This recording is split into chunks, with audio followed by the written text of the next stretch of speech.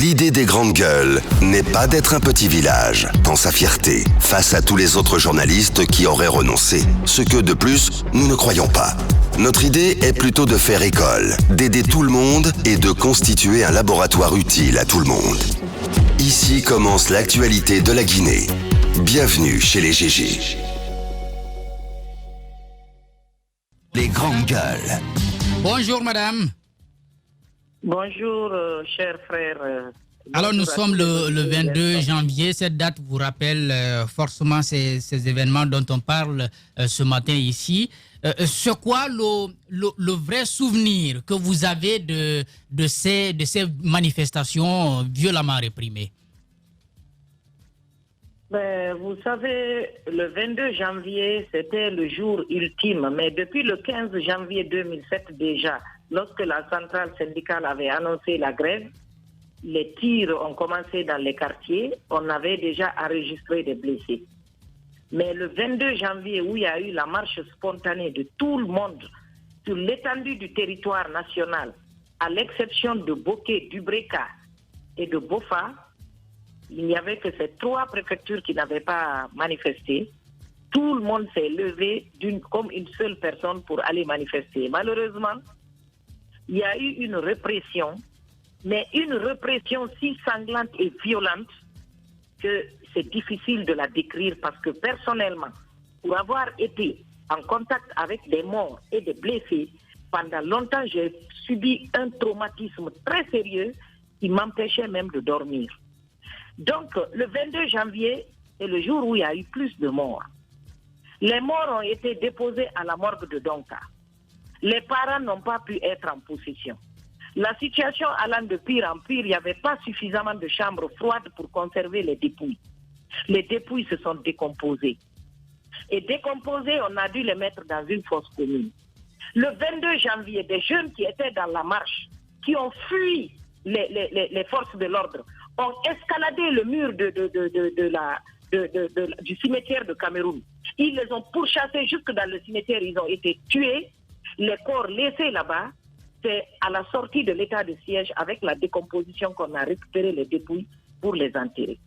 Le 22 janvier, les hôpitaux bondaient de blessés, mais des blessures graves. Quand vous voyez un jeune qui a reçu un projectile entre le nombril et les genoux, imaginez, c'était comme de la viande hachée. Il est mort, il fallait l'envelopper pour pouvoir le mettre dans le linceul. Un autre, c'est la tête qu'on a explosée avec le projectile. Il fallait mettre du coton dans la tête pour envelopper. Les photos, allez sur mon mur aujourd'hui, j'étais obligée de publier ces photos parce que on dit se souvenir, apprendre et comprendre pour éviter la répétition. C'est un souvenir douloureux que je ne pourrai jamais oublier dans ma vie.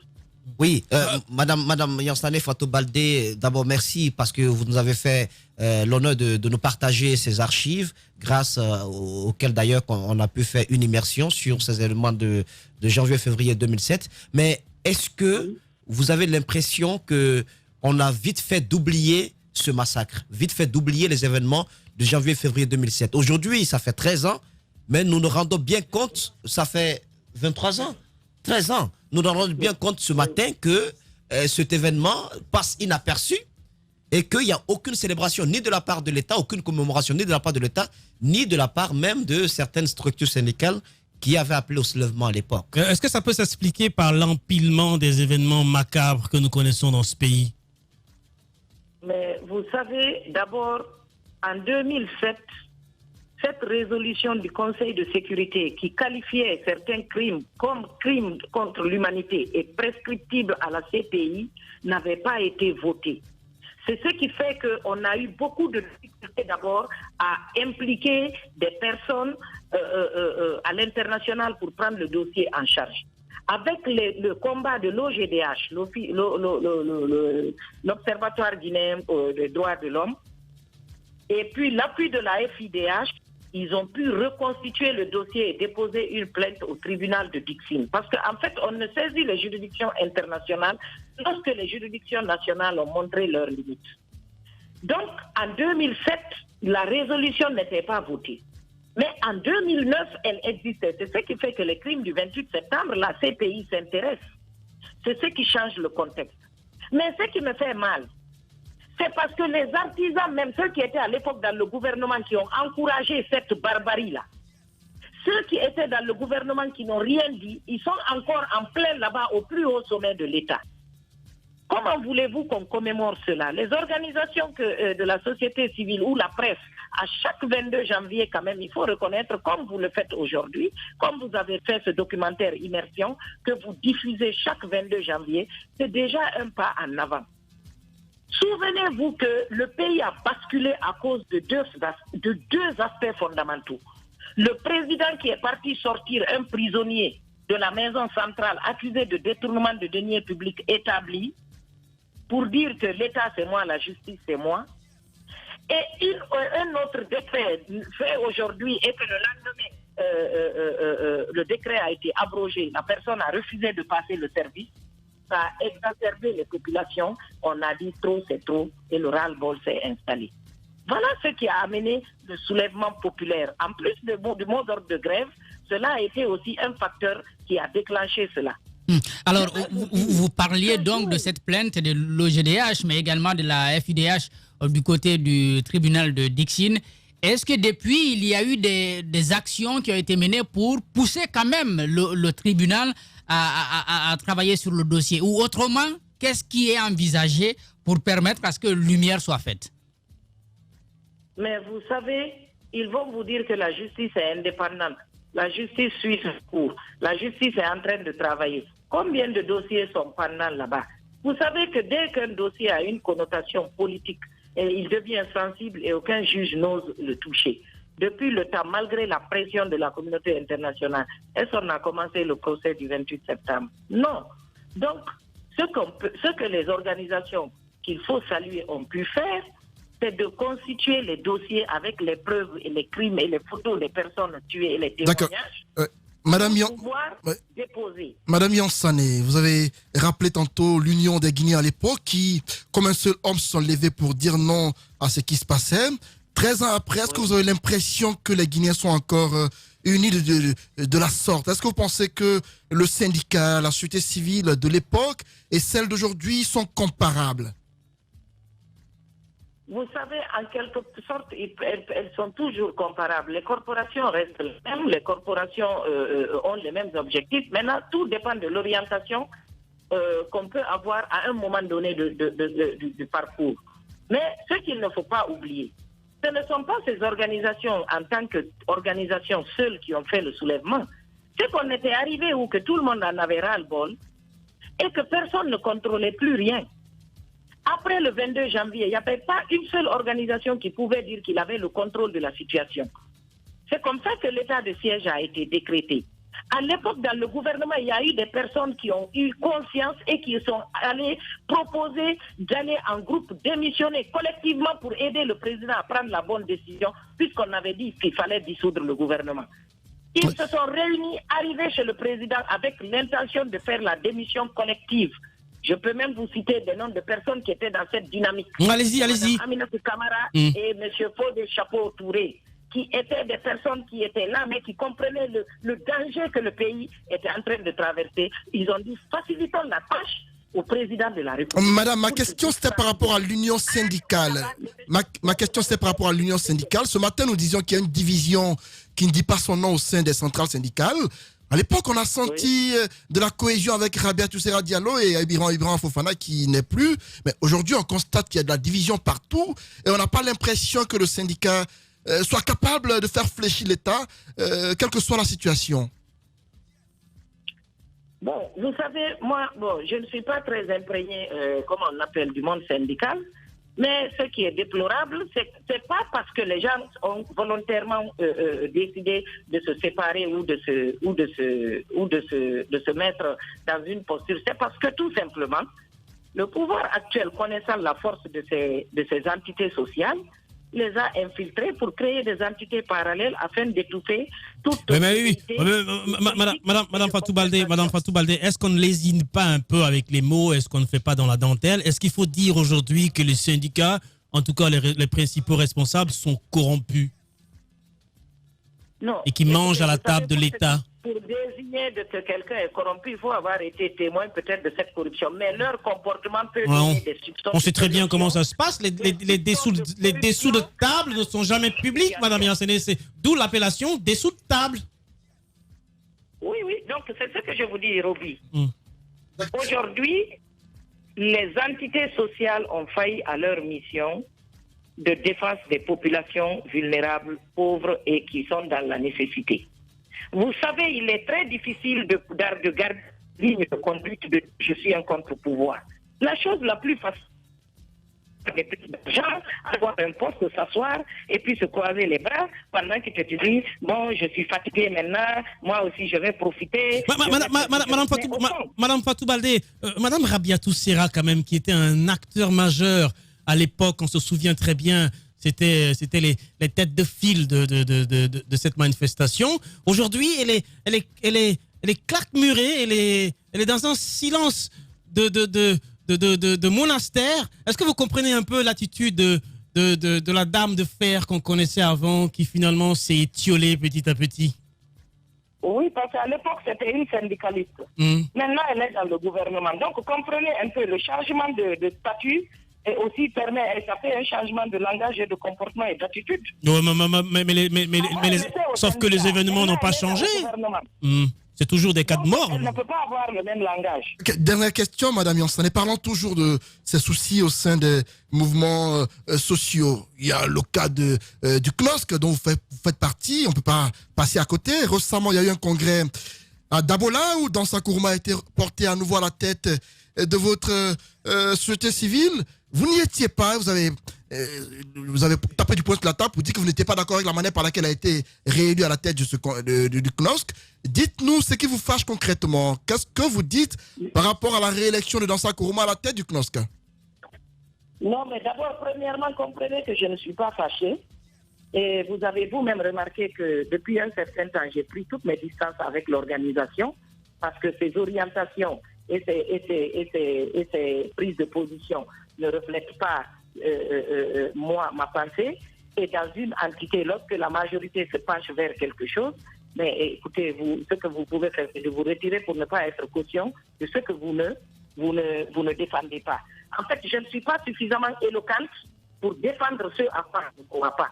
Mais quand je crois, vous-même vous avez constaté, lorsque je maîtrise et je crois en ce que je vous dis, et les mots viennent tout naturellement. Mais lorsque je ne souscris pas, il m'est très difficile d'avoir de l'éloquence. Alors, premièrement, je ne suis pas allée à Dabola parce que dans nos statuts, il n'y avait pas de pré-congrès. On n'a pas l'habitude de faire de pré-congrès. Moi, j'ai été élue la première fois au bureau du CNOSC en 2007, au mois de mars. Après 2007, j'ai été réélue en 2014, mais on n'avait pas, dans mes souvenirs, on n'avait pas fait de pré-congrès. Donc, aller à un pré-congrès, c'était d'aller faire ce que nous n'avons pas. Malheureusement, on est pris par le temps, Madame Fatou. Oui. Oui. Allez-y, malheureusement. Ceux qui sont passés à congrès, je ne suis pas la seule organisation du Conseil. Toutes les autres organisations ont le droit de constater et de dire ou de faire. Mais comme je vous ai dit que dans toute entité, c'est la majorité. Alors, je n'ai pas souscrit. Et moi-même, je vous dis ici publiquement, combien de fois, ils peuvent même vous témoigner, même quand on m'invite à une réunion, je ne viens pas. Je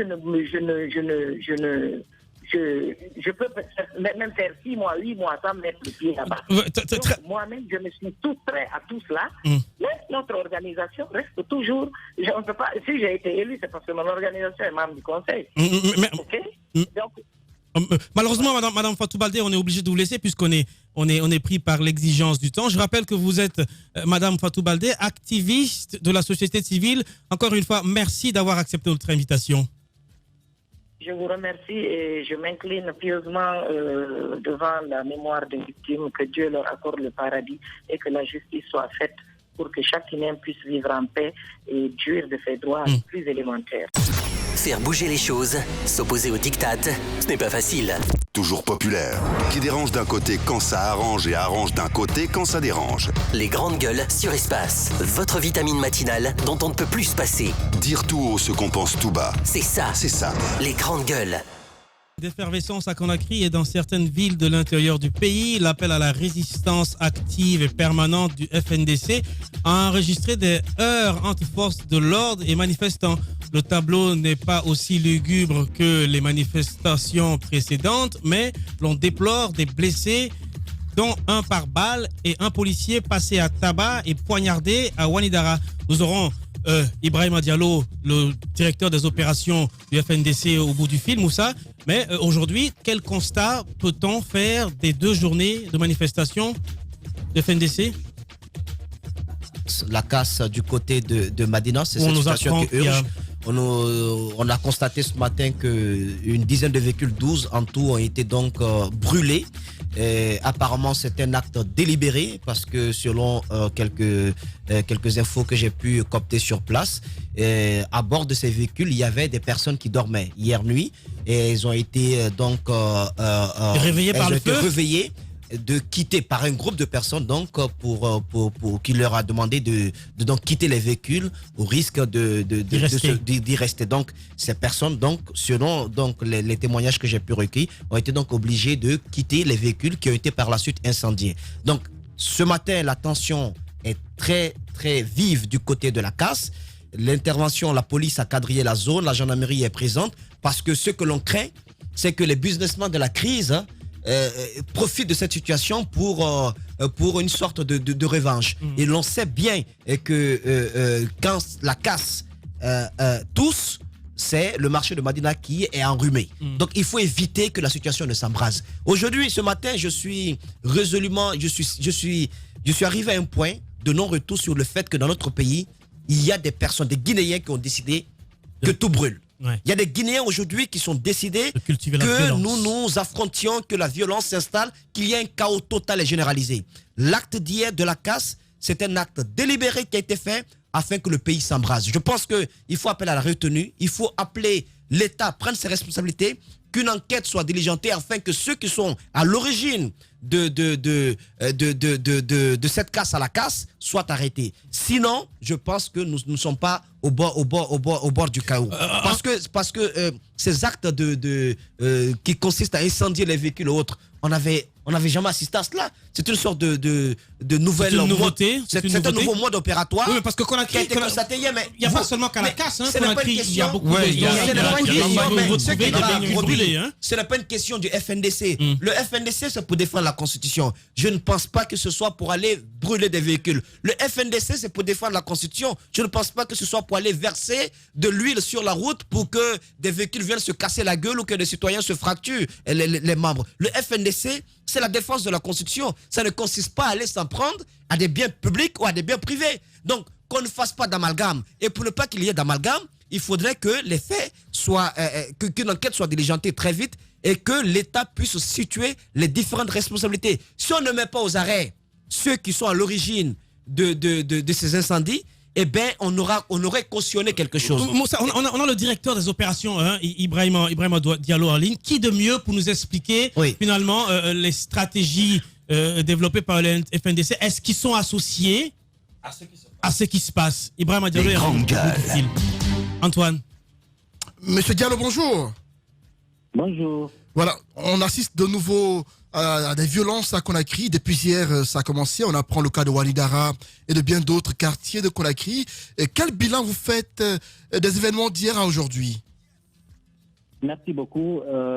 Permettez-moi d'abord de m'incliner devant la mémoire des nombreuses victimes des événements du 22 janvier 2007. Des victimes qui sont tombées sous les balles des forces de défense et de sécurité au service des autorités d'alors. Je rends hommage à ces victimes du combat de la démocratie et je demande en même temps au peuple de Guinée de continuer à mener le combat pour honorer la mémoire de ces victimes en sauvant la démocratie guinéenne et en luttant pour... Ibrahima, le sujet factuel, c'est ces nouveautés que auxquelles nous assistons. Vous avez appris... du côté de la casse, la tension est très très vive. Des citoyens ont déploré le fait que des véhicules aient été incendiés hier. Et est-ce que le FNDC est associé à tout cela? Est-ce qu'il n'y a pas d'amalgame? Est-ce qu'il n'y a pas une sorte de récupération? Parce que hier, vous-même, vous employez le terme infiltration. Oui, permettez-moi de répondre à la question d'Antoine d'abord par rapport au bilan, avant de revenir sur ces incidents. Nous avons observé une paralysie totale et par endroits partiels de la circulation et un ralentissement des activités administratives et économiques à Conakry et dans la plupart des villes du pays, notamment à Fria, à Kindia, à Bofa, à Bouquet, à Koya, à Bideka, à Jirekore et tant d'autres préfectures de la Guinée. Nous avons aussi enregistré une dizaine de blessés, dont 2 par balle. Et ces blessés-là sont arrêtés aujourd'hui dans les différents hôpitaux du pays, sans oublier les nombreuses arrestations que nous avons enregistrées sur le terrain. Alors, pour revenir à la question que Moussa Moïse vient de poser, la scène que nous sommes en train d'observer, le FNDC a fait un communiqué hier. Dans ce communiqué, le FNDC a dénoncé avec la vigueur les manœuvres des autorités qui ont délibérément détruit et brûlé des biens publics et privés. Et donc, Ibrahima, pour vous, c'est l'œuvre des autorités.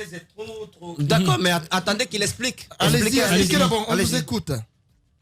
Je vais vous expliquer. Alors, vous avez vu ici les policiers qui sont allés au marché de Koloma et mettre le feu. La vidéo a circulé partout. Les autorités n'ont pas nié, ils ont même condamné cela.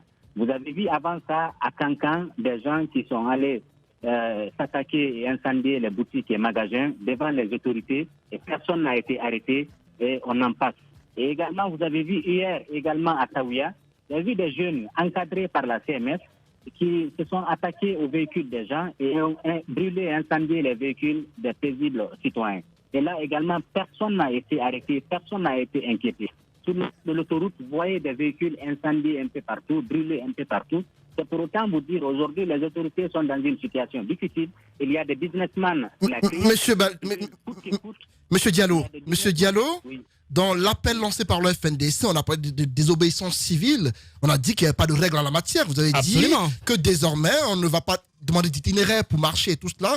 Chacun, là où il est, fait ce qu'il veut. Et aujourd'hui, est-ce que les gens sont pas en train de faire ce qu'ils veulent? Des conséquences sur le terrain. On a vu sur Facebook des membres du FNDC brandir des photos, des images de véhicules brûlés, de pneus brûlés et autres. Dire que la journée a bien commencé. Chacun a l'air de se réjouir des dégâts sur le terrain. Est-ce que vous vous désolidarisez des dégâts commis sur le terrain? Parce que jusqu'ici, aucun communiqué officiel du FNDC ne se désolidarise ou ne condamne les cas de violence ou de dégâts sur le terrain. Le FNDC, encore une fois, dans notre communiqué d'hier, nous avons dénoncé et condamné avec la dernière énergie ces manœuvres des autorités tendant à nuire au combat du FNDC. Nous n'allons jamais n'allons jamais soutenir, n'est-ce pas, qu'on brûle ou bien qu'on vandalise les biens publics et privés. C'est pas possible. C'est pas dans la démarche du FNDC. Et pour autant, depuis avril 2019, nous avons commencé ce combat-là. Et aujourd'hui, vous voyez que le gouvernement est dos au mur et les partenaires de la Guinée à l'international ont condamné la situation qui se passe en Guinée et demandent des enquêtes et mettent la responsabilité sur les forces de défense et de sécurité. Et le gouvernement aujourd'hui est dans la logique de justifier ces violences-là pour dire, voilà, tels sont les coupables. Aujourd'hui, nous... Monsieur Diallo, nous demandons aux victimes de porter plainte contre l'État guinéen qui est le responsable de cette situation et de ne pas se laisser manipuler par le gouvernement qui est dans la logique de l'affrontement comme l'avait annoncé le président Alpha Condé à son siège. Mais est-ce qu'à ce niveau, le FNDC ne s'est pas fait prendre au piège? Parce que dans vos déclarations, vous avez dit dans l'une de vos déclarations que les marches pacifiques ont pris fin depuis, je crois, il y a cela 2 semaines et que désormais, on ne parlerait plus de pacificité. On passait à une autre étape des activités ou des actions du FNDC. Où chacun fait ce qu'il veut. Lorsqu'on dit que les marches pacifiques sont finies, ça sous-entend que désormais, on passe à la violence et on fait ce qu'on veut. Est-ce que vous ne pensez pas que dans vos communications, vous avez péché un peu? Ça, c'est votre commentaire, c'est vos affirmations personnelles. Sortez, publiez un communiqué du FNDC où le FNDC a demandé aux Guinéens d'aller s'attaquer aux biens des gens. Ibrahima Diallo, c'est quoi la prochaine étape? Est-ce qu'au regard de la situation qui monte, de la tension qui monte, le cas de la casse est un cas illustratif, est-ce que le FNDC est à même capable de reconsidérer cet appel à la résistance active et permanente? D'abord, il y a des rumeurs qui circulent.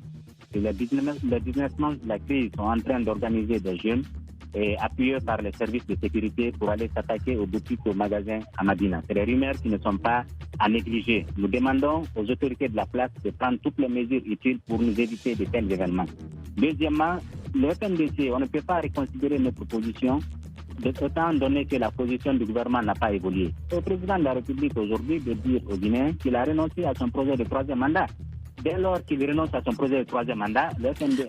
Ibrahima Diallo, avec l'ampleur que les violences sont en train de prendre et les victimes qu'on est en train de commencer à compter, ce ne serait pas mieux qu'on apaise les tensions, que vous vous calmez, que vous changez de stratégie? Parce que depuis que cette nouvelle forme de revendication a commencé, on parle de violence, que de violence. Et hier, moi-même j'en ai été victime, il n'y avait que des mineurs dans la rue.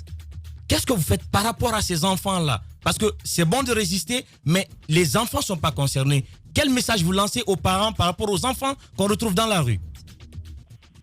Le FNDC a clairement indiqué, en demandant d'abord, le FLEG a demandé aux parents de garder les enfants à l'école, à la maison. Et le FNDC également, en tant que structure composée des hommes responsables, nous avons demandé vraiment aux citoyens de garder les enfants à la maison, puisque déjà le contexte de l'affrontement est déjà créé par M. Alpha Condé. Nous ne voulons pas que les gens tombent dans ces pièges-là. C'est pourquoi nous demandons encore une fois, puisque le FNDC et la résistance va continuer la semaine prochaine, nous demandons vraiment aux parents de garder les enfants à la maison en attendant de sortir de cette crise. Merci Ibrahima Diallo. Je rappelle que vous êtes le directeur des opérations du FNDC. Merci d'avoir accepté notre invitation ce matin.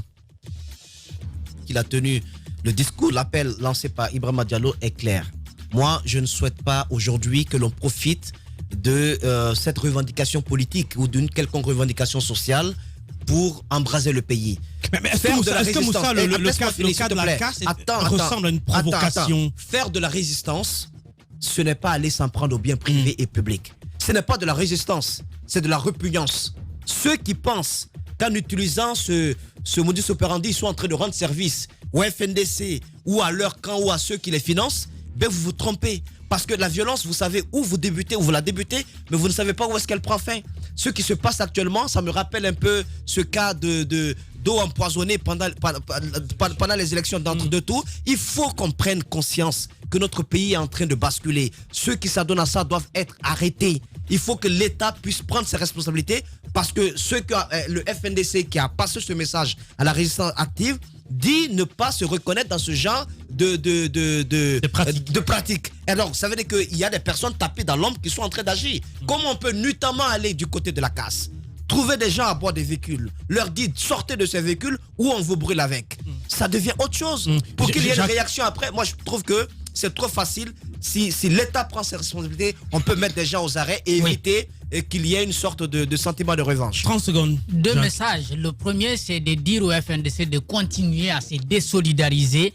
Et de condamner fermement. Fermement, mais également d'appeler tous ceux qui manifestent au compte du FNDC à ne pas se livrer à des actes de violence. Sinon, ils seront assimilés à ces gens-là. L'autre chose, c'est de dire quand même au gouvernement, c'est à lui qu'appartient la solution. Hier, je ne sais pas si vous avez suivi le communiqué du gouvernement, le communiqué donc du ministère de la Sécurité. Il y a eu propagation de la violence. C'est-à-dire, la dernière fois, il y avait quelques préfectures. Et hier, des préfectures se sont ajoutées au nombre de la semaine dernière. Il ne faut pas permettre que ça puisse continuer. Il faut mettre un terme à tout ceci en donnant la réponse qu'il faut à ces revendications. Merci Jacques. Malheureusement, nous sommes pris par le temps. Ça en est terminé pour ce numéro des Grandes Gueules. Je vous souhaite une très bonne journée. Faites en sorte que demain soit meilleur. Merci. La guide